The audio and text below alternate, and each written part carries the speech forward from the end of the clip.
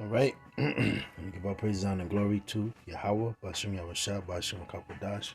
I'm going to give double honor to the apostles of GMS that rule of well, our beloved elders, apostles. I want to say peace, blessing, salutations to the hopeful elect out there, to the Israelite foreigners. And this gospel, this truth, this message is for you, for the 12 tribes of Israel. And if your father goes back to Negroid, Latino, Hispanic, West Indian, Caribbean descent, Native American descent, you are the stock of Israel, the true Israelites. So this is a new book reveals how the U.S. stole 600 billion from Black Americans through unfair taxes post-slavery. So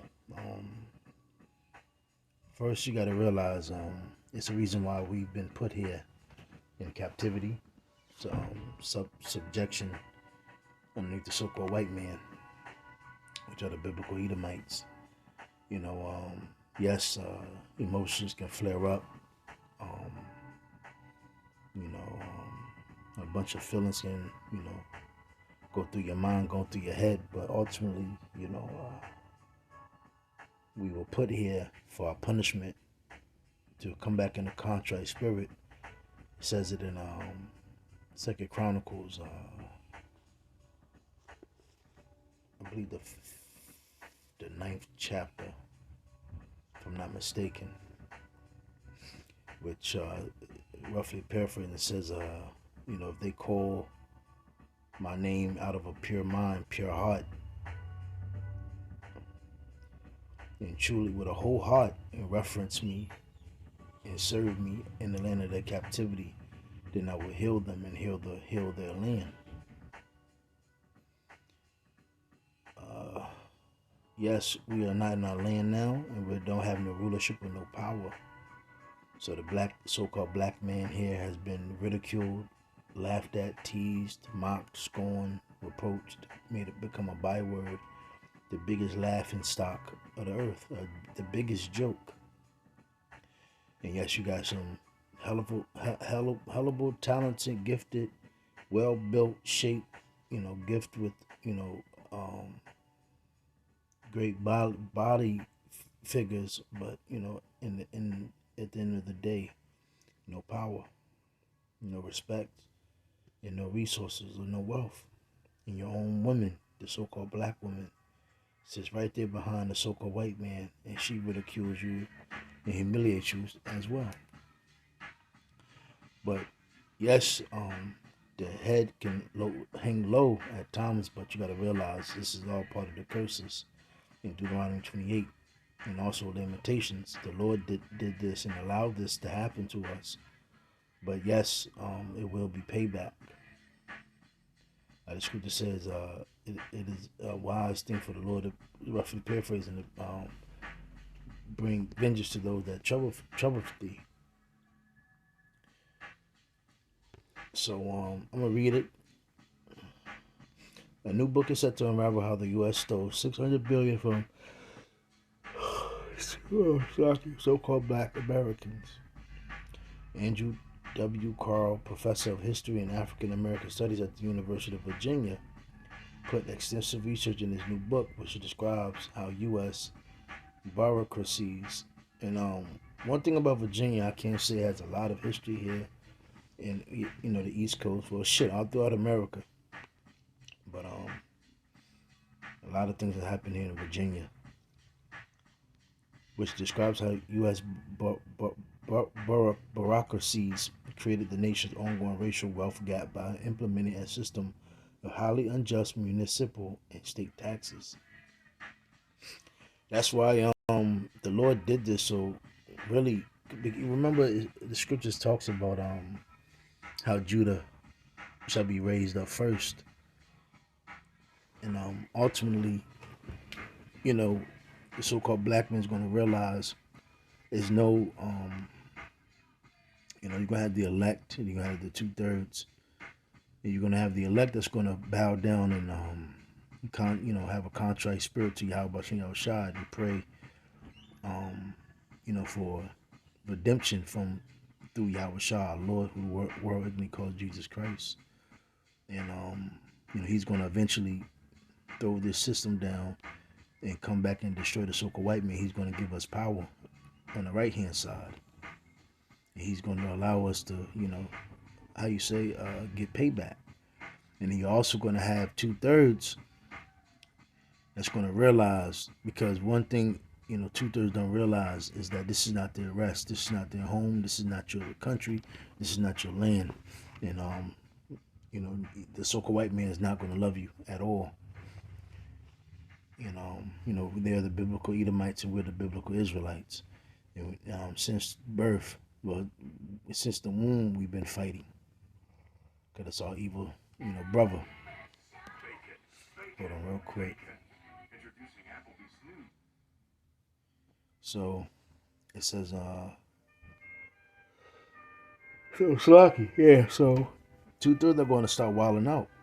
So the scripture says, the Lord's going to raise up the tents of Judah first.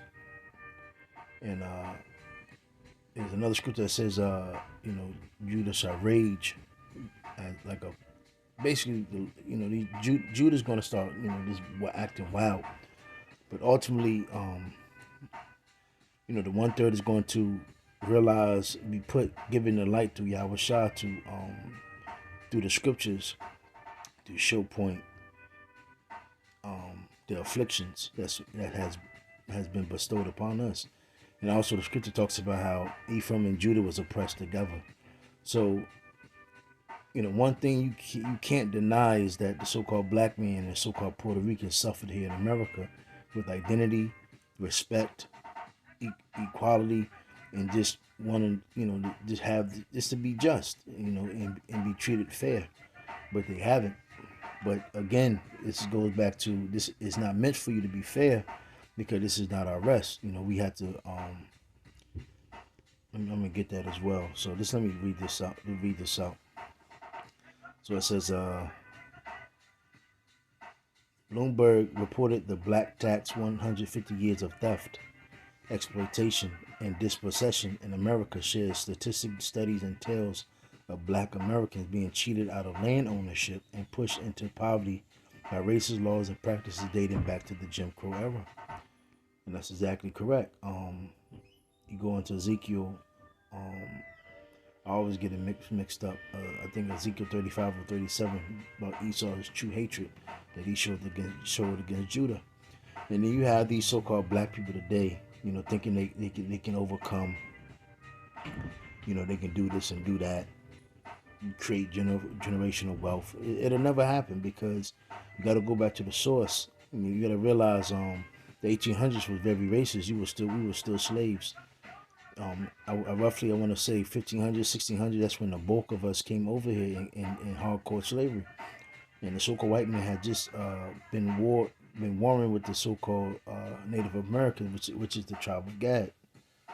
So systems and those snares and traps and those systems were being put in place to control the 12 tribes of Israel, and to eventually steal our identity, take our land, and then impress all nations, and that's how America became great, because they had the the labor force of the so-called black man in the other tribes of Israel, and they had free labor. And then after the labor was built and reared up, they took it. The great inventions, which a lot of our people, so-called blacks, created, so-called Native America, so-called Latinos, so-called Hispanics, West Caribbeans, West Indians. We created a lot of great inventions, but it was taken. So again, you got to go back into, so when you're trying to, when Jake be talking about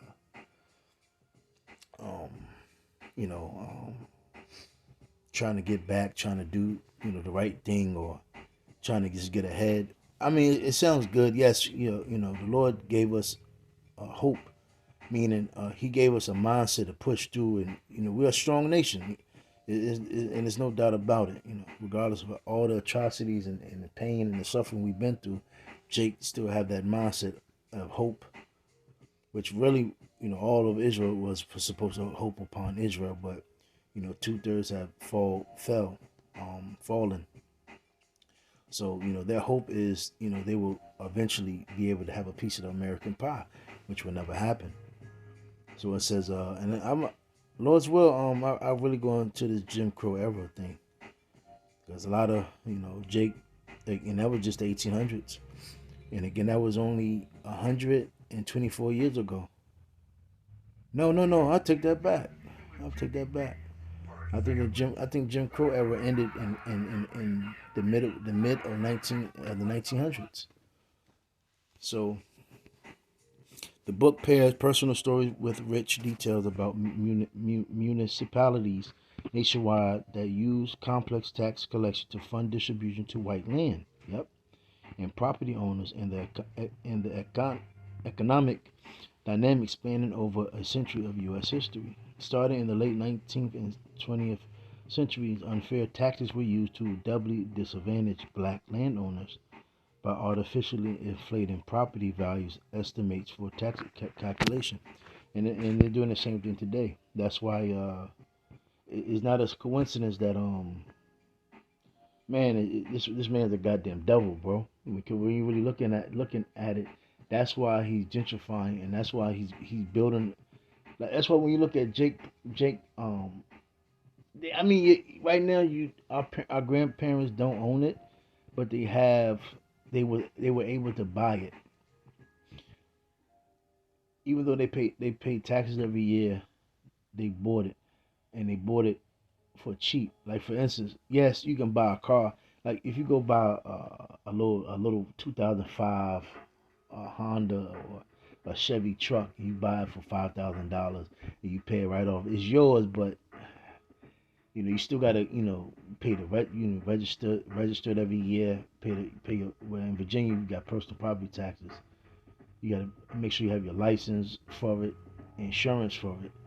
So you get what I'm saying.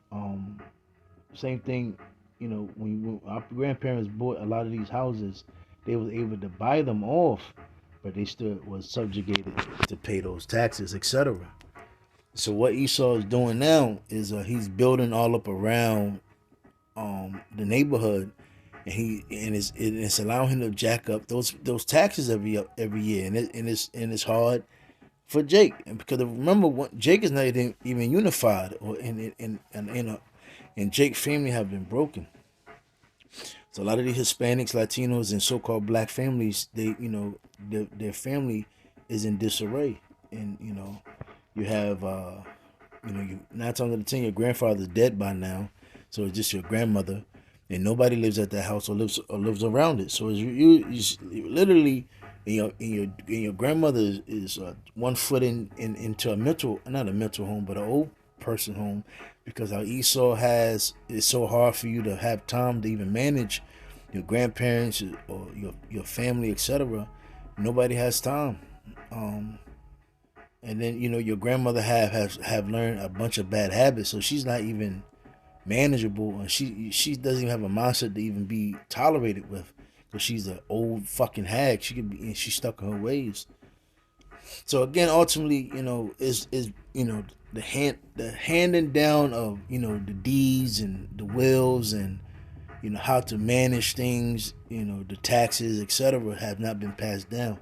So a lot of times, your mom and your dad, you probably didn't know your father, and you grew up with a single mother, and you were raised in a fucked up environment, and so you get where I'm going with this.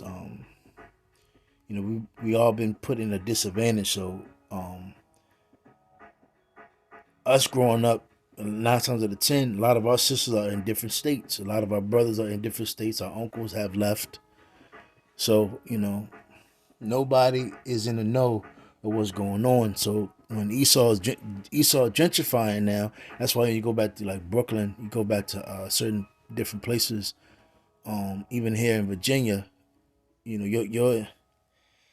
grandparents about to lose that house, man, because those taxes and the upkeep is getting unbearable. So, and this is what they did back in those days.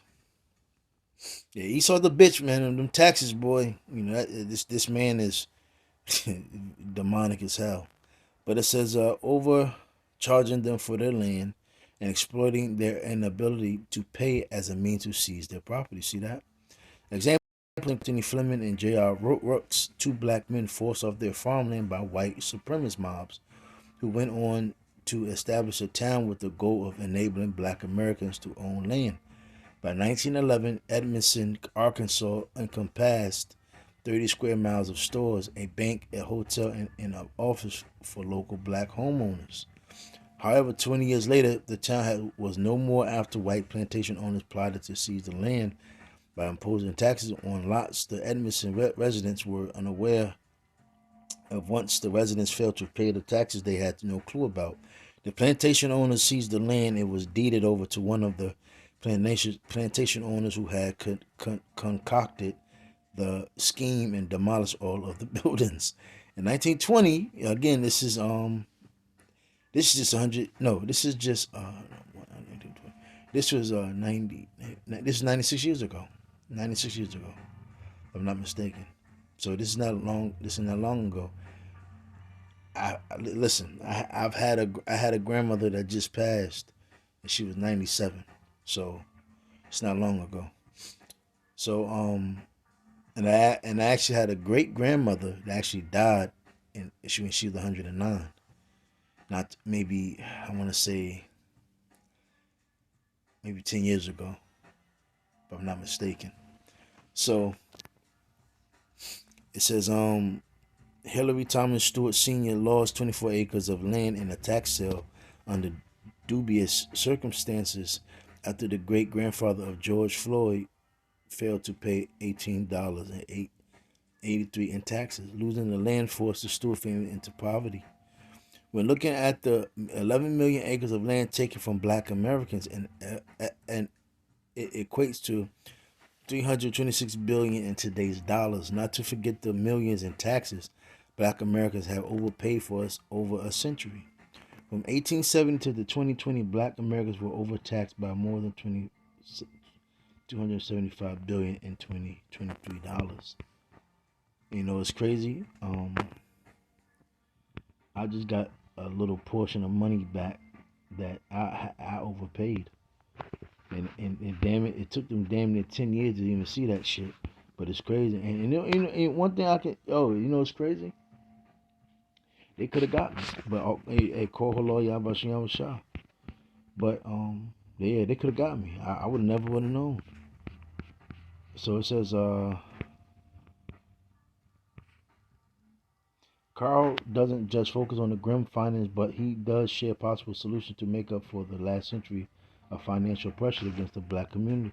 Well, you got to realize there is no solution. You know, Yahweh has to come back, and America has to be destroyed, and the so-called white man has to pay for what he's done. So, off that, I'm gonna keep that up. 'Cause I want to actually look at some of those things. So let's look up debt. Okay, KJV Baruch.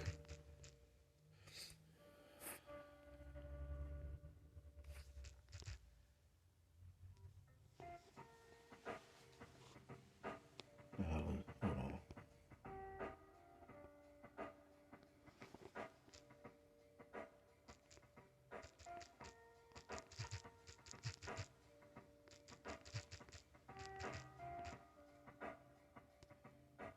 So Baruch 3:8, and I'm gonna end it with this. Behold, we are yet this day in our captivity, where thou hast scattered us for a reproach and a curse, and to be subject to payments. Why? Because we went against our power, Yahweh Shah. And also, we're living in those times where, remember when Jake said to Yahweh Shah, well, told Yahweh, let Yahweh Shah's blood be upon us. So it's going to be a portion of Jake that they got to get what they get. Yahweh Shah got to put he got to put his hands on them. And also Pontius Pilate, because it tells you, when the Lord comes, even the ones that slay them shall be here. So, it's going to be a great recompense, man. But it says, according to all the iniquities of our fathers, which departed from the Lord our power. So, it's during those same times where Pontius Pilate was ready to put Yahushua to death. You had a lot of jakes there that you know, didn't care. They basically said, "Hey, let his blood be upon us. Give us a thief or a murderer, etc." But you get the point. I'm gonna wrap it up. Shalom.